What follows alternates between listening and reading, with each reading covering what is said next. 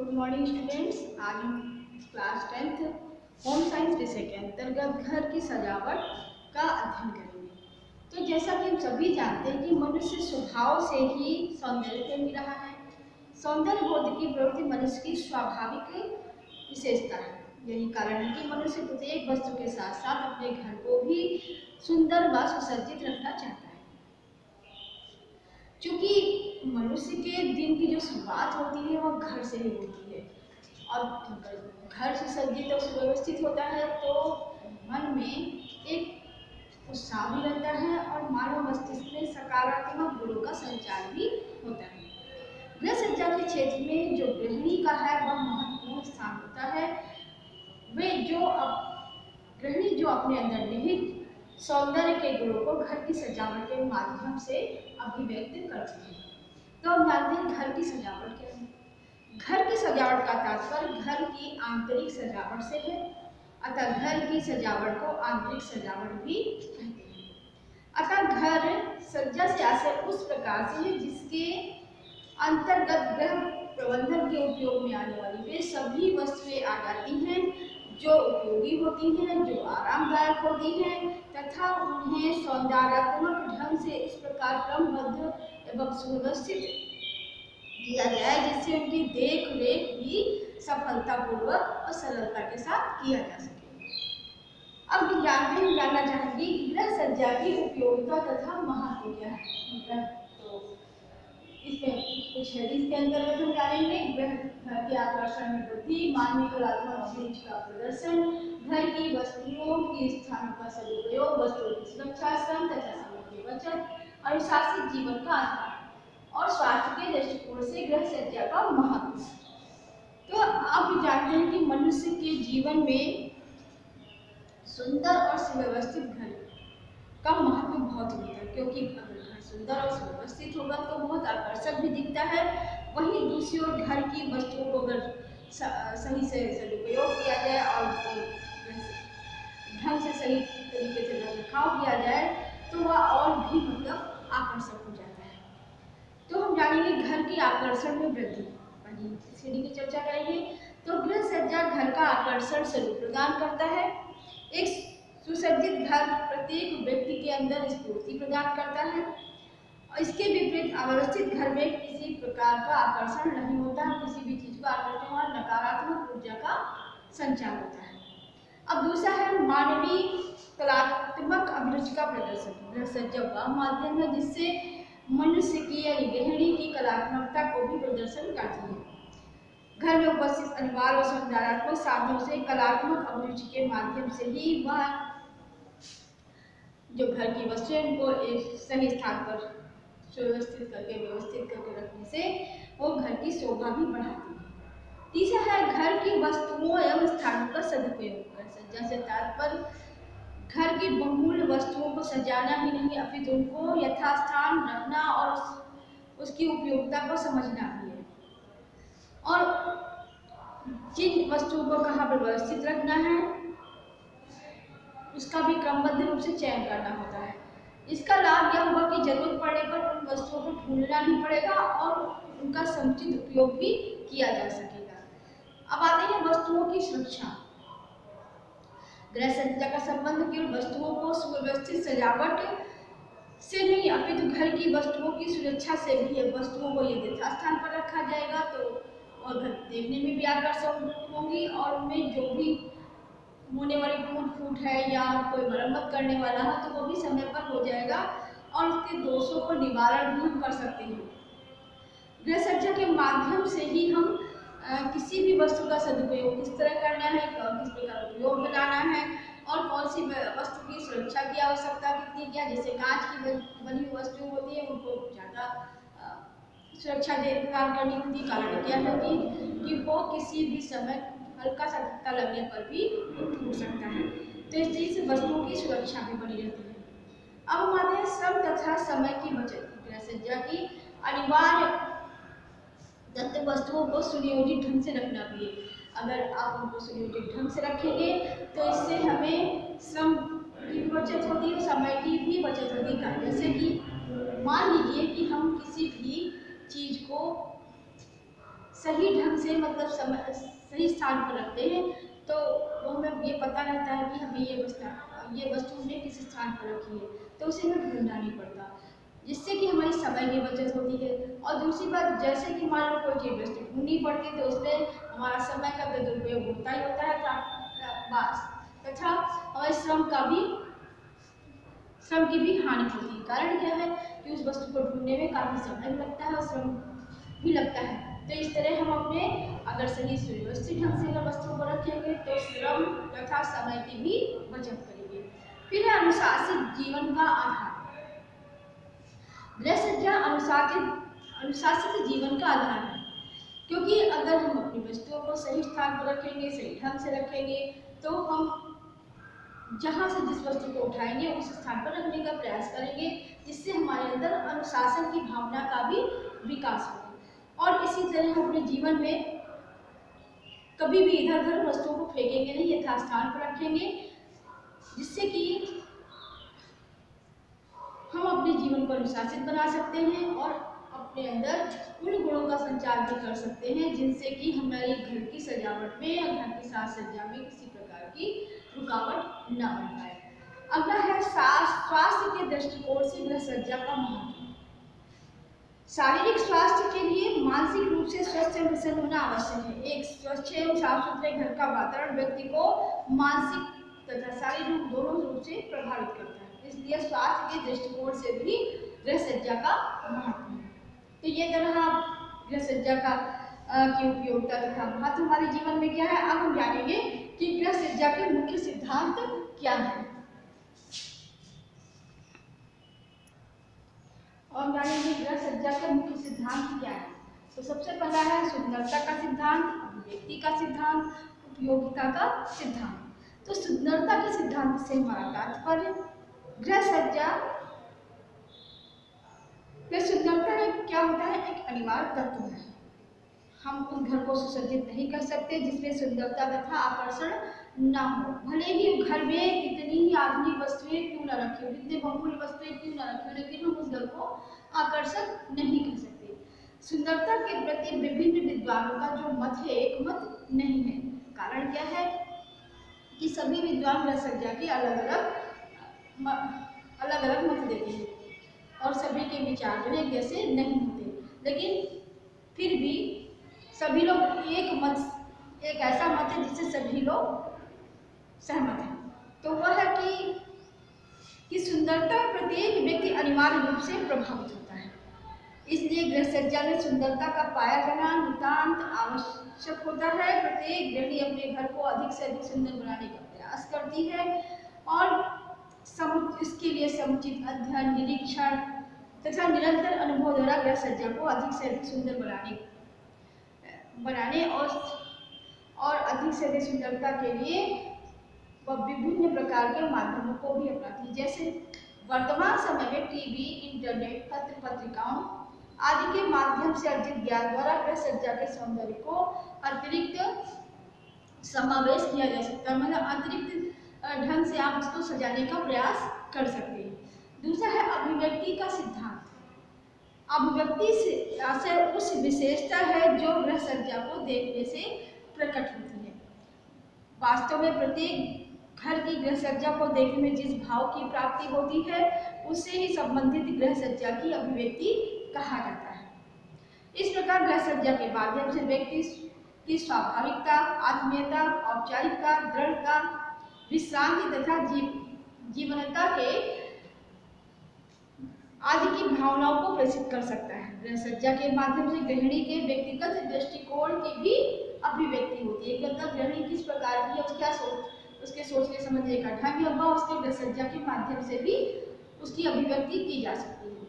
तो अब आगे तीसरा उपयोगिता का सिद्धांत। उपयोगिता के अभाव में किसी भी गृह सज्जा को उत्तम नहीं माना जा सकता। कारण यह सिद्धांत गृह सज्जा के प्रत्येक घर एवं साधन एवं समान रूप से सभी पर लागू होता है। इस सिद्धांत के अनुसार कोई वस्तु कितनी भी सुंदर तथा आकर्षक क्यों न हो, अगर वह आरामदायक और सुविधाजनक नहीं है तो वह हमारे लिए किसी भी काम की नहीं है और उसकी हम सराहना भी नहीं कर सकते। यही कारण है कि हमें गृह सज्जा में कोई भी वस्तु खरीदते समय उसकी क्वालिटी, उसके क्वांटिटी पर भी ध्यान देना चाहिए, यानी इसकी सुंदरता और गुणवत्ता पर भी ध्यान देना चाहिए। जैसे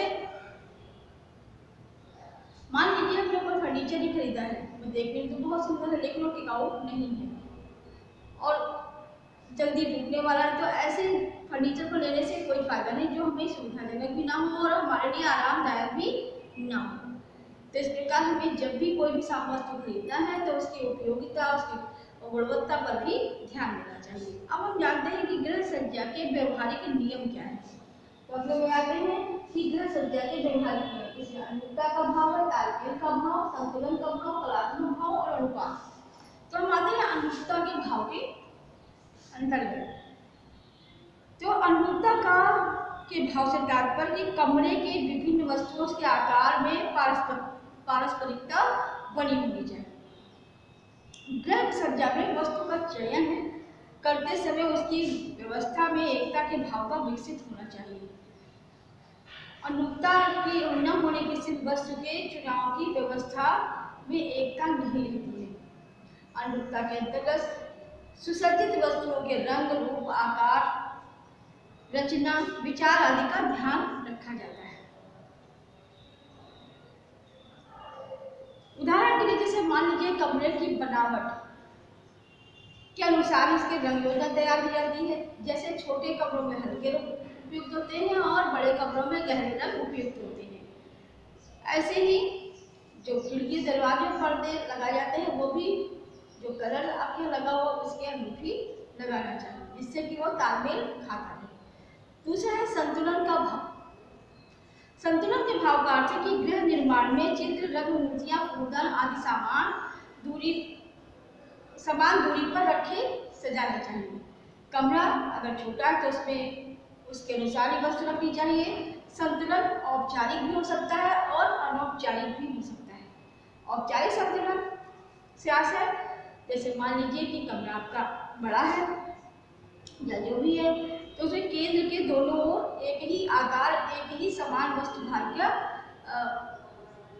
वस्तु रखी जानी चाहिए। अगर मान लीजिए कमरा छोटा है तो उसके जो सेंटर में है या केंद्र के दोनों ओर समान भाग की वस्तुएं तो होती हैं, लेकिन आकार और उनके प्रकार भिन्न भिन्न हो सकते हैं। जैसे मान लीजिए कि सेंटर में इधर दोनों भार जो भी होगा, आकार जो भी होगा सब बराबर हो, लेकिन उनकी जो बनावट होगी वो अलग होगी और उसके प्रकार में भी भिन्नता होगी। एक समान बड़ा है तो एक समान होना चाहिए। तो ये है औपचारिक और अनौपचारिक संतुलन। अब हम आते हैं तालमेल का भाव। जिस प्रकार बिना संगीत बिना धुन के अच्छा नहीं लगता, उसी प्रकार घर की आकृति क्रम, रंग क्रम और रेखा क्रम के लिए आकर्षण नहीं लगता है। मतलब बिना जिस प्रकार से जो संगीत सुनते हैं बिना उसके धुन के अच्छा नहीं लगता, उसी प्रकार जो हमारा कमरा है या जो हमारा घर है उसका रंग, रूप, आकार और जो रेखा क्रम है अगर वह आकर्षण तो वह भी अच्छा नहीं लगता। अतः घर में रखी वस्तु का कोई अर्थ अवश्य होना चाहिए। जैसे जो चित्र लगे हैं या जो रंगों का चुनाव किया है या फिर जिन वस्तुओं को रखा है उनमें कोई ना कोई उसका आशय जरूर निकलना चाहिए, जिससे हमारे नेत्र किसी रेखा क्रम, आकृति क्रम, लय तथा रंग क्रम का व्यवस्थित रूप से अवलोकन कर सके। अब हम आते हैं कलात्मक भाव। घर की सजावट की वस्तुओं का जो क्रम है, स्थान है तथा प्रस्तुतिकरण इस प्रकार का हो कि आने वाले जो अतिथि हैं उन पर भी वो अपना प्रभाव डाल सके। और जैसे कमरे में रखा सोफा सेट के बीच में सेंटर टेबल, उस पर रखा गुलदस्ता, टोकरी में रखे मेल खाते हुए फूल, प्राकृतिक दृश्य के चित्र सौंदर्य का ही आभास कराते हैं। और आते हैं अनुपात में। सौंदर्य को तथा कलात्मकता के लिए जरूरी है कि जो गृह सज्जा के अंतर्गत जो वस्तुएं या कलाकृतियां सही अनुपात में, जैसे मान लीजिए कमरा छोटा है तो उसके अनुसार बड़ी अगर आकृति वाले सामान लगा देंगे तो अजीब सा लगेगा, तो उसके ही अनुसार होना चाहिए। जैसे मान लीजिए कमरा बड़ा है तो अगर उसमें कोई चित्र बहुत बड़े छोटे छोटे लगाएंगे तो वो भी खराब लगेंगे। तो मतलब जो भी हम जिन चीज़ों का चयन करें वो सही अनुपात में हो, सही आकार में हो, तो गृह शोभा और ज़्यादा बढ़ जाती है। और उसी प्रकार में फर्नीचर का भी ध्यान देना चाहिए और जो घर में जो वस्तुएं हों वो संतुलित रूप से होनी चाहिए, जो कि मतलब हमारी जो कार्यकुशलता है उसको बढ़ावा दे सके और घर भी हमारा आकर्षण लग सके। तो ये तो हो गया गृह सज्जा के व्यवहारिक नियम। अब आते हैं गृह सज्जा के मुख्य साधन कौन कौन से हैं। तो गृह सज्जा के मुख्य साधन,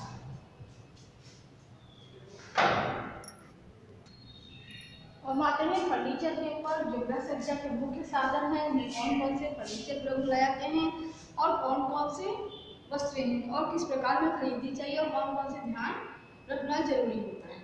तो गृह सज्जा के मुख्य साधन में फर्नीचर। तो फर्नीचर कितने प्रकार के होते हैं।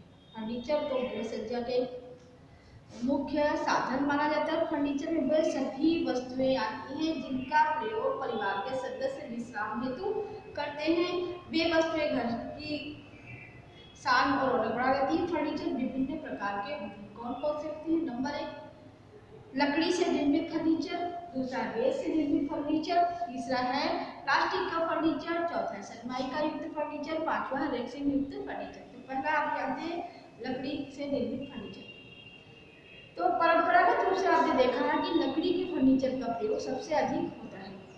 शीशम, देवदार, टीक, जामुन आदि के पेड़ों की लकड़ी से विभिन्न प्रकार के फर्नीचर तैयार किए जाते हैं। किंतु वर्तमान में वनस्पति की कमी होने के कारण प्लाईवुड के फर्नीचर ही प्रयोग किए जाते हैं, जो सिर्फ देखने में तो सुंदर होते हैं लेकिन अधिक टिकाऊ नहीं होते और मजबूत भी नहीं होते। दूसरा आता है बेत से निर्मित फर्नीचर। बेत एक वनस्पति निर्मित उत्पाद है। यह बांस के समान ही होता है और यह हल्का भी होता है।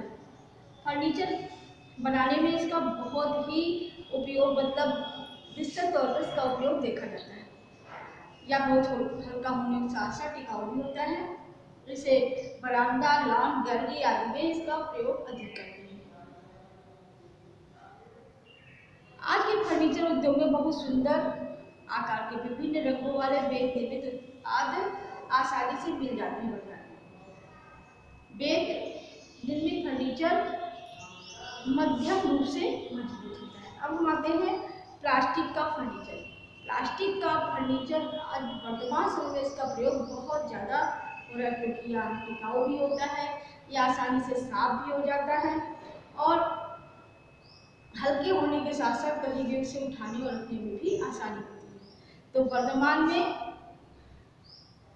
जो हम फर्नीचर यूज करते हैं ज़्यादातर प्लास्टिक का ही प्रयोग में लाते हैं। इसका ध्यान ये रखना होता है कि इसे तेज धूप तेज ताप से बचा कर रखना होता है, क्योंकि तेज धूप और ताप और धूप में इसका प्रभाव अधिक से अधिक पड़ता है, इससे फर्नीचर को नुकसान पहुंचता है। अब हम आते हैं सनमाइका युक्त फर्नीचर। प्लाईवुड से बने फर्नीचर को ऊपरी सतह पर विभिन्न प्रकार की माइका लगी होती है, लगाई जाती है। इससे जो पानी में जो फर्नीचर में चार चांद लग जाते हैं, क्योंकि माइका कई रंगों में आने लगी है। सनमाइका युक्त फर्नीचर की एक विशेषता होती है कि इसे आसानी से साफ किया जाता है या आकर्षक भी होते हैं। उसके रखरखाव के अंतर्गत बार बार इसे पॉलिश या वार्निश नहीं करनी पड़ती है।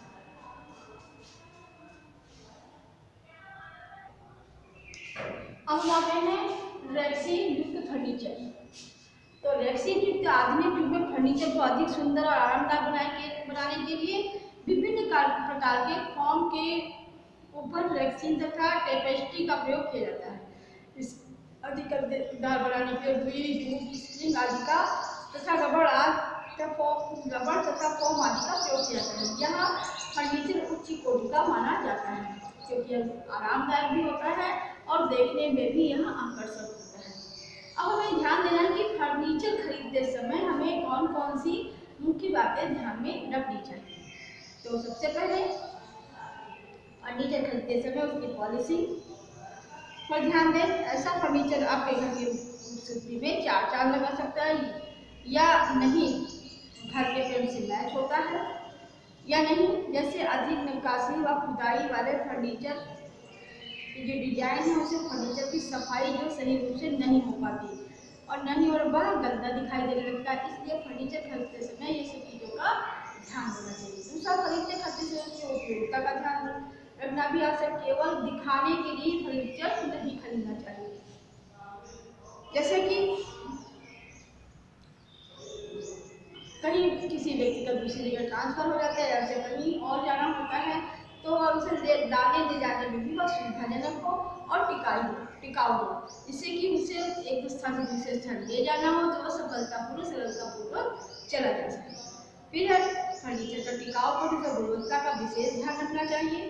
कमरे के सबसे मेन बात यह है कि जब भी हम फर्नीचर खरीदें तो वह हमें कमरे के अनुरूप होना चाहिए, मतलब उसका आकार जो हो वह छोटा या बड़ा नहीं होना चाहिए। मतलब कमरा छोटा है तो बड़े आकार का फर्नीचर नहीं खरीदना चाहिए, कमरे के अनुरूप ही फर्नीचर को खरीदना चाहिए, मतलब जो हमारे यहाँ हमारे घर में फिट बैठ सके, इसका ध्यान देना चाहिए। दूसरा है शीशम या सागौन की लकड़ी का फर्नीचर सदैव मजबूत रहने के साथ ही टिकाऊ भी होता है और इसमें खास बात ये होती है कि इसमें दीमक और कीड़े मकोड़े नहीं लगते हैं। अगला है फर्नीचर सदैव अपने बजट के अनुसार ही खरीदना चाहिए, ना जितना आपके पास बजट हो उसी के अनुसार फर्नीचर को खरीदना चाहिए, ना महंगा ना ही सस्ता। बस ये देखना चाहिए कि क्वालिटी अच्छी हो, गुणवत्ता हो उसकी, हमारे घर में उसका प्रयोग हो सके। अगला है कुशन वाले फर्नीचर बहुत नर्म होने के साथ साथ आरामदायक तथा खूबसूरत होने चाहिए, अतः इन्हें खरीदते समय इनमें इस्तेमाल होने रुई जो है या फॉर्म है उसका ध्यान देना चाहिए कि किस प्रकार का है। अब आते हैं कि विभिन्न प्रकार के फर्नीचर की देखभाल के उपाय क्या हैं।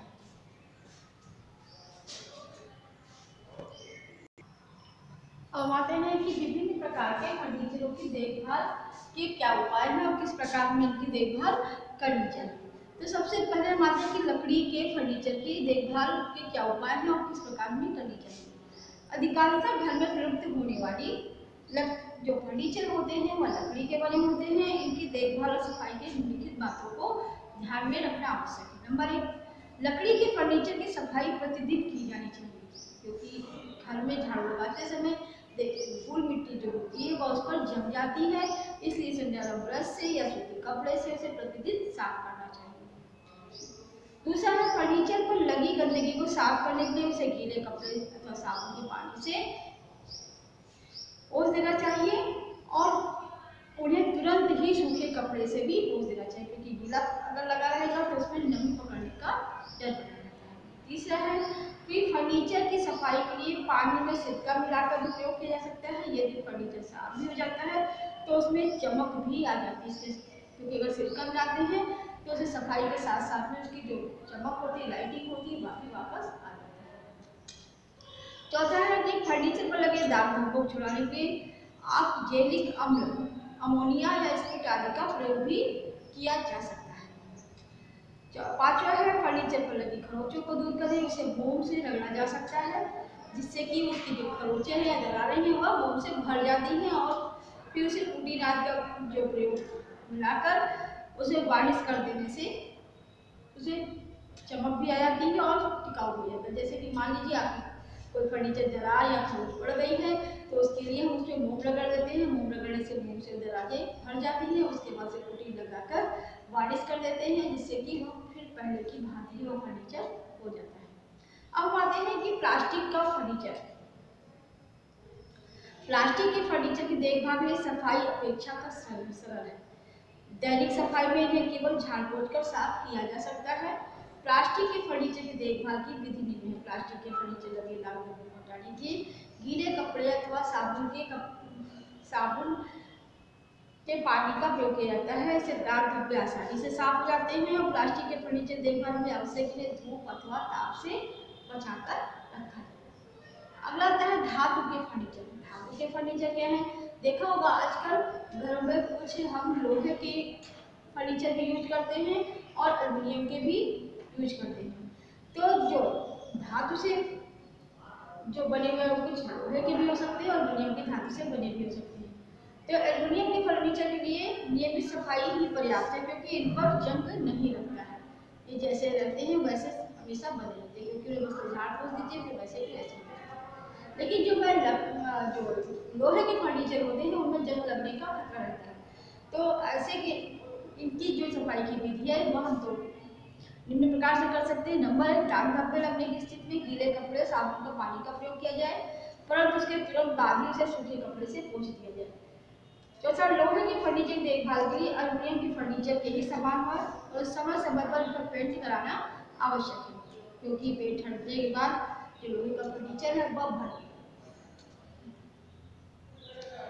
गंदा भी दिखता है, भद्दा भी दिखता है, इसलिए उसमें जंग लगने की संभावना भी रहती है। जंग हटाने के लिए हमें पेंट करवाते रहना चाहिए, जिससे कि फर्नीचर वहाँ ज़्यादा दिन तक चले और उस पर जंग भी ना लग पाए। अब आता है कि फर्नीचर का बचाव हमें किस तरह करना चाहिए। तो पहली बार फर्नीचर का जो बचाव निम्न प्रकार से किया जा सकता है। नंबर 1, सूरज की किरणों से बचाव। सूरज के से निकलने वाली किरणें फर्नीचर पर बहुत बुरा असर डालती हैं, इसलिए इस बात का विशेष ध्यान रखा जाना चाहिए कि कोई भी फर्नीचर सीधे सूरज की रोशनी में ना पड़े और उस जगह पर भी ना रखें जहां पर सीधे सूरज की रोशनी आती हो। इससे फर्नीचर की पुरानी या फिर नई की गई पॉलिश खराब हो सकती है। इससे बचाने के लिए खिड़कियों पर पर्दों का उपयोग भी करना चाहिए। दूसरा, गर्मी से बचाओ। इससे के अतिरिक्त अपने फर्नीचर को एयर कंडीशनर, आग वाली जगहों पर रेडिएटर से काफी दूर रखें। इन मशीनों में निकलने वाली गर्मी फर्नीचर के जोड़ को कमजोर कर सकती है। तीसरा है, नमी से बचाव। हवा में मौजूद नमी फर्नीचर के लिए घातक हो सकती है, क्योंकि हम कम या ज़्यादा नमी लकड़ी के फर्नीचर को फुला देती है। ज़्यादा नमी में कीड़े और फंगस या जंग लगने का खतरा अधिक होता है। चौथा है, सफाई और पॉलिशिंग। जो लोहे के फर्नीचर होते हैं उनकी अधिक देखभाल की आवश्यकता होती है, क्योंकि इन्हें समय समय पर सफाई की भी आवश्यकता होती है और उसके बाद में उसे पॉलिश या वार्निश की भी जरूरत पड़ती है, क्योंकि सही समय से ध्यान देते रहेंगे तो फर्नीचर ज़्यादा दिन तक भी चलेगा और टिकाऊ भी रहेगा और इससे हमारे फर्नीचर की रक्षा भी होगी और धूल मिट्टी भी नहीं पड़ेगी। फिर स्थलांतरण के समय फर्नीचर की देखरेख। अगर मान लीजिए आप एक जगह स्थायी नहीं रहते, अस्थायी हैं और नियमित समय के अनुसार आपका जो स्थानांतरण होता रहता है, तो ऐसे में हमारे फर्नीचर की देखभाल की आवश्यकता अधिक होती है, क्योंकि बार बार स्थानांतरण से फर्नीचर टूटने का खतरा अधिक रहता है। ऐसे में हमें सावधानी रखनी चाहिए, जैसे कि मान लीजिए वो फर्नीचर की जो दरारें हैं, दराज है, उसमें से निकाल कर अलग कर सकने में सहायक हो तो उसके बोर्ड वगैरह खोल के उसे अलग टुकड़ों में ले जा सकते हैं। दूसरा कि जो कांच के फर्नीचर है उनकी देखरेख की आवश्यकता जरूरी होती है, क्योंकि उनको ऐसे जगह रखो जिससे कि उन पर जरा सा धक्का लगने पर वह टूटने न पाए और वह यथास्थान पहुँच भी जाए। तो ये तरह हमारे फर्नीचर के बचाव। अब हम आते हैं पर्दों के चुनाव में किस प्रकार करना चाहिए, कौन कौन से पर्दे हमारे लिए अच्छे होते हैं।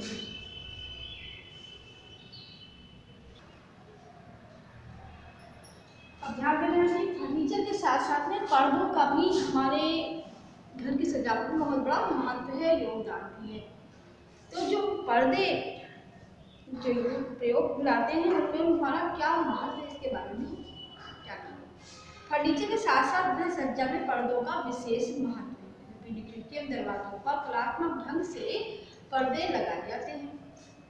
पर्दे न केवल गृह सज्जा के आवश्यक साधन हैं, वरन ये घर में रहने वालों के लिए उपयोगी भी होते हैं और यह खिड़की और दरवाजों की सजावट में पर्दों का जो मुख्य स्थान है। तो पर्दों का हम चुनाव कैसे करेंगे। तो नंबर 1, पर्दों का कपड़ा अच्छी किस्म का होना चाहिए, मजबूत होना चाहिए एवं पारिवारिक बजट के अनुसार होना चाहिए। दूसरा है, पर्दे खरीदते समय कमरे की साज सज्जा, कमरे की दीवारों के रंग, फर्नीचर, कपड़े का रंग, कालीन का रंग यदि हो आदि का भी ध्यान रखना चाहिए। तीसरा है, कपड़े का चुनाव करते समय कमरे के आकार का भी ध्यान रखना चाहिए। यदि कपड़ा छोटा हो तो उसे छोटी डिजाइन वाला कपड़ा लगाना चाहिए। यस, और कपड़े में दूसरी बात ध्यान देनी होती है, कपड़ा सरलता पूर्वक धुल जाने योग्य होना चाहिए। ऐसे ही पर्दे में चुनाव करने चाहिए। दूसरा है कपड़े का चुनाव करते समय कपड़े के रंग तथा धुलाई के परिणाम स्वरूप सिकुड़ने वाले गुण पर भी समुचित जांच करनी चाहिए। कपड़ा जो है सिकुड़ने वाला तो नहीं है या अधिक गंदा होने वाला तो नहीं है, इन चीजों पर भी ध्यान देना चाहिए। छठा है कपड़े को संबंधित खिड़की के दरवाजे के आकार में फैलाकर देखना चाहिए। अतः कपड़ा अथवा कमरे से शोभा बढ़ाने वाले लगे तो उसे चुन लेना चाहिए। मतलब ध्यान देना है कि जो कपड़ा आपका है वो खिड़की या पर्दे पर लगाने पे आकर्षक दिखेगा या नहीं दिखेगा, इसका भी ध्यान देना चाहिए। फिर कमरे में पर्दों की उपयोगिता क्या है, मतलब क्यों उपयोगी है जो हमें कमरे में पर्दे लगाने से क्या कौन से लाभ होते हैं। तो सबसे पहला है कि हवा एवं प्रकाश को नियंत्रण। पर्दे भवन के आंतरिक भागों में हवा, प्रकाश और ताप को नियंत्रित करते हैं। यदि प्रकाश की आवश्यकता हो तो पर्दे को थोड़ा सा हटाया जा सकता है, अगर नहीं है तो उसे फिर से सरका के लगाया जा सकता है। धूल, धूप अथवा तेज प्रकाश से बचाव हुए खिड़की दरवाजों पर मोटे व घने रंग के पर्दे लगाने चाहिए। दूसरा है खिड़की दरवाजों के दोष छिपाना।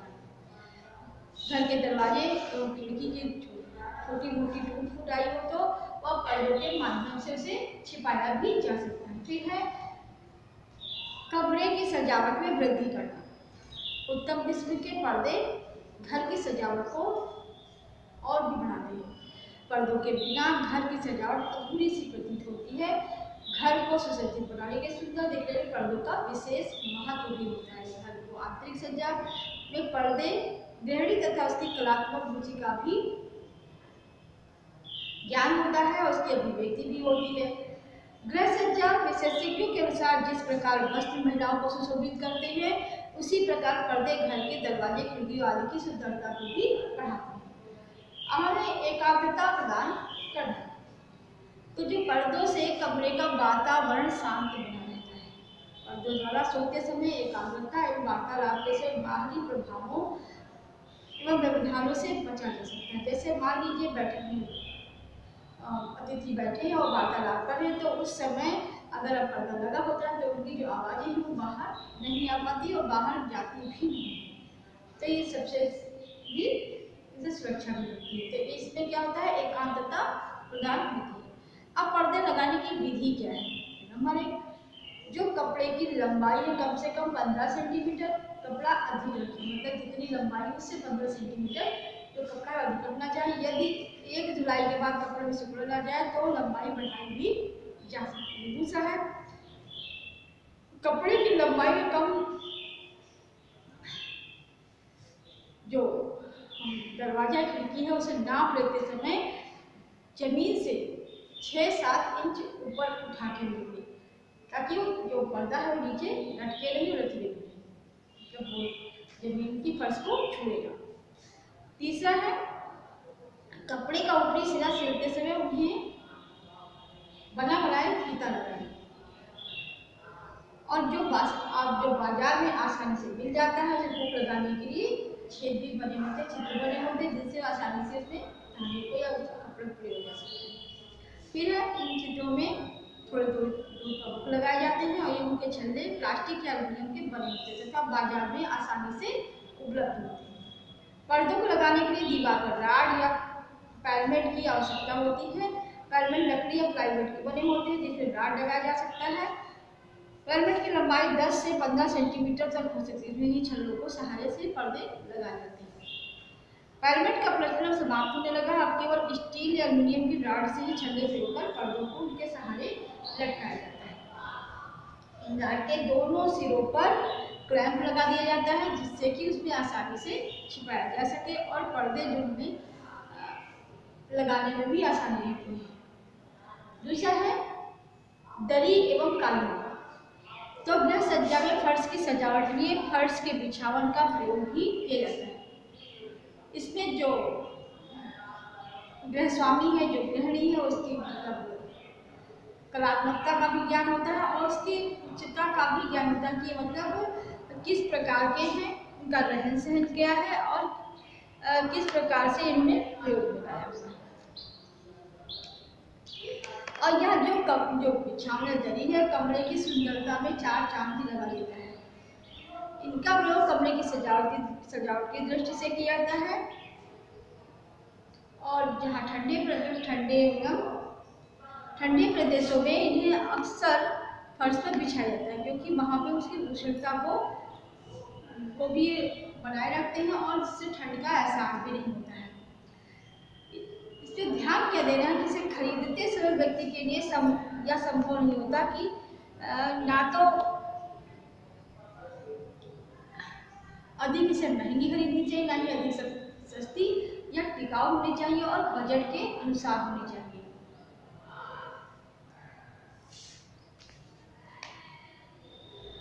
आज तक देखा होगा बिछावन के लिए प्लास्टिक की चटाइयाँ, पीवीसी के बिछावन भी बाजार में उपलब्ध है। अब हम जानते हैं कि दरी और कालीन की उपयोगिता क्या है, क्यों महत्व है इनका, कि इसे बिछाना जरूरी है, क्या कारण है जिससे कि हम दरी या कालीन को बिछाते हैं। तो नंबर 1, फर्श के बिछावन से संबंधित परिवार के रहन सहन की पहचान की जाती है। इससे परिवार के आर्थिक स्तर का भी पता चल जाता है। यदि फर्श पर बिछावन हो तो कमरे का वातावरण शांत बना रहता है। बिछावन पर चलने फिरने तथा सामान उठाने रखने में भी आसानी होती है। इससे ज़्यादा आवाज़, अत्यधिक शोर भी नहीं होता है। तीसरा है, ठंडे प्रदेशों में या बिछावन बिछे होने से वातावरण में उष्णता बनी रहती है और बच्चों को फर्श पर खेलने से उसे ठंड का भी एहसास नहीं होता है। चौथा है, अधिकांशतः फर्श पर देखा होगा खेलने से बच्चों को चोट लग जाती है। अगर बिछावन बिछा होता है तो उसमें उन्हें चोट लगने का भी खतरा कम रहता है। फर्श की टूट-फूट आदि को भी छिपाया जा सकता है। यदि फर्श पर सही आकार का बिछावन बिछाया गया तो यह आकर्षक और समानुपातिक प्रतीत होता है। 8वां, दरी व कालीन कमरे में होने वाली सीलन आदि के बचाव को रोकने में सहायक होती है। दरी व कालीन को बिछाने से पहले उनके नीचे अखबार अथवा रेक्सीन का प्रयोग करना चाहिए, जिससे उनका बचाव हो सके। अब हम यहीं पे इस वीडियो को समाप्त करते हैं। अगले वीडियो में फिर मिलेंगे।